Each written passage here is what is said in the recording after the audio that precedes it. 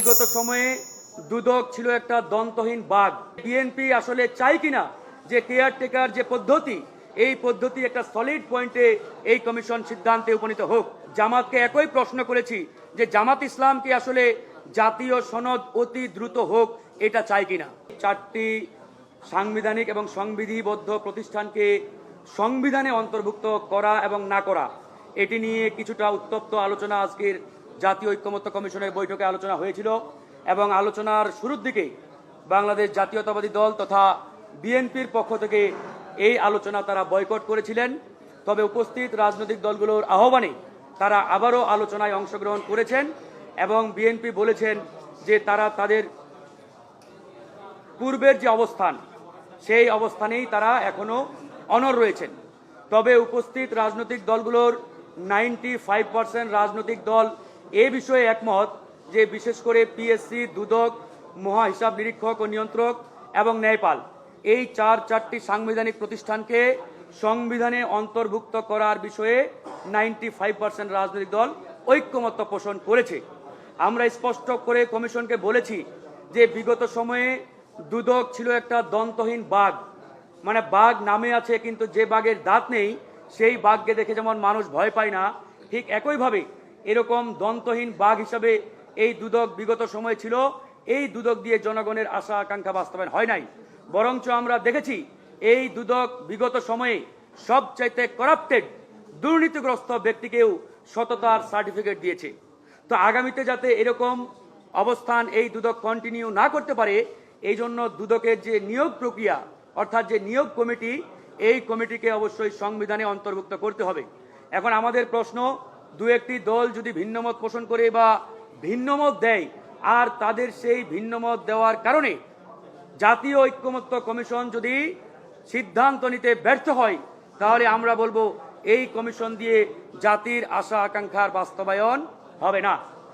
আমাদের আরেকটি পয়েন্টে আজকে আলোচনা হয়েছে, আপনারা জানেন যে আমাদের কেয়ারটেকার সরকারের যে নির্বাচন পদ্ধতি, এই পদ্ধতি আমরা বিগত চার দিন আলোচনা করেছি, কিন্তু অত্যন্ত দুঃখের বিষয়, পরিতাপের বিষয়, এই কেয়ারটেকার পদ্ধতি নিয়ে বিএনপি এবং জামাতের পক্ষ থেকে বারংবার নিত্য নতুন প্রপোজাল কমিশনের বৈঠকে হাজির করা হয়েছে। এখান থেকে আমার কাছে মনে হচ্ছে যে বিএনপি আসলে চাই কিনা যে কেয়ারটেকার যে পদ্ধতি, এই পদ্ধতি একটা সলিড পয়েন্টে এই কমিশন সিদ্ধান্তে উপনীত হোক। একই সাথে জামাত আজকে আবার একটি নতুন প্রপোজাল কমিশনে হাজির করেছে। এজন্য আমি জামাতকে একই প্রশ্ন করেছি যে জামাত ইসলাম কি আসলে জাতীয় সনদ অতি দ্রুত হোক, এটা চাই কিনা। যদি তারা চাইতো তাহলে প্রতিদিনের বৈঠকে নিত্য নতুন আলোচনা কিংবা এজেন্ডা হাজির করার মানেটা কি, মতলব কি, আই ডোন্ট নো, আমার দল জানে না। যেহেতু এই এজেন্ডার উপরে বিগত চার দিন আলোচনা হয়েছে, আমাদের আলোচনার পরিপ্রেক্ষিতে জাতীয় ঐক্যমত্য কমিশন সিদ্ধান্ত নেওয়ার ক্ষেত্রে একটা সামারি প্রপোজাল তারা হাজির করেছেন, আমাদের সামনে উপস্থাপন করেছেন। কিন্তু আমাদের রাজনৈতিক দলগুলোর আজকে উচিত ছিল জাতীয় ঐক্যমত্য কমিশনের থ্রোয়িং যে প্রপোজাল, এই প্রপোজালের উপরে ইয়েস নো ভেরি গুড এরকম একটা সিদ্ধান্তের দিকে যাওয়া। কিন্তু আমি আজকে যদি এসে আবার নতুন এজেন্ডা হাজির করি, তাহলে বুঝতে হবে কোনো এক অজানা কারণে হয়তো আমরাই চাচ্ছি এই প্রসেসটা আরও লিঙ্গারি হোক, লেন্দি হোক।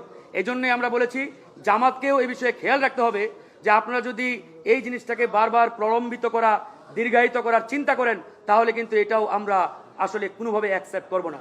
এই জন্য জামাতকে আহ্বান জানাবো, আপনারা বিগত সময়ে যে আপনারা আপনাদের প্রস্তাবনা দিয়েছেন সেটাতে অনড় থাকেন। আমরা কেয়ারটেকার নিয়ে শেষ করব। কেয়ারটেকারের আজকে কমিশনের যে সর্বশেষ অবস্থান, সেটি হচ্ছে একবারেই পরিষ্কার। 5 সদস্যের একটি যাচাই কমিটি হবে বা বাছাই কমিটি হবে। এই 5 সদস্যে কারা থাকবে, তাহের ভাই অলরেডি বলেছেন। এই 5 সদস্যের মধ্যে প্রথমে তারা যদি ঐক্যমত্যে পৌঁছাতে পারে, আমরা বলেছি 4:1 এই ঐক্যমত্যে একমত হতে হবে। এই ঐক্যমত্যে একমত না হতে পারলে আমরা বলেছি র্যাঙ্ক চয়েসে যেতে হবে। র্যাঙ্ক চয়েস কিভাবে হবে, এর আগে আলোচনা হয়েছিল গোপন ভোটিং এর মাধ্যমে, কিন্তু আজকে হঠাৎ করে জামাত বলছে ভোট বেচা কিনা হতে পারে, তাই আমরা এটা ওপেন চাই। আমি বললাম ওপেনের কোনো প্রয়োজন নাই, কারণ যারা ওই কমিটিতে থাকবেন ওরা অন্তত পক্ষে ভোট কেনা বেচার মতো ব্যক্তি নন। যেহেতু তারা ভোট কেনা বেচার মতো ব্যক্তি নন, সুতরাং ওই এজেন্ডায় গিয়ে এই প্রসেসকে আমরা দীর্ঘায়িত করার পক্ষে নয়। তো আমরা চাই 5 সদস্যের এই তত্ত্বাবধায়ক সরকার যাচাই কমিটি বা বাছাই কমিটি, এটা হয়তো আগামীকাল সকালের বৈঠকে আমরা একমত হতে পারবো। ইতিমধ্যে নির্বাচন কমিশন জুলাইয়ের যে খসড়া, জুলাই সনদের, এটি আমাদের হাতে তারা হ্যান্ডওভার করেছেন। আমরা মানে প্রাথমিক ওভারভিউয়ে যতটুকু পেয়েছি, এখানে বিস্তারিত তেমন কিছু নেই। শুধুমাত্র কোন ফরমেশনে তারা এই জুলাই সনদ গঠন করবেন বা তৈরি করবেন, কাঠামোটা আমাদের দেওয়া হয়েছে। কাঠামোর ভিতরে তারা ব্ল্যাঙ্ক রেখেছে যে কোন কোন বিষয়ে একমত হয়েছি, দ্বিমত হয়েছি বা ভিন্নমত দিয়েছে, এগুলো তারা এখনো অ্যাড করে নাই। তারা আজকে আমাদের বলেছেন এটা প্রাথমিকভাবে একটা কাঠামোগত প্রপোজাল বা খসড়া আপনাদের দিয়েছি, এটা সেকেন্ড ধাপ এবং চূড়ান্ত ধাপ, আরও 2টো পর্যায়ে আপনাদের হাতে এটা আমরা হ্যান্ড ওভার করব।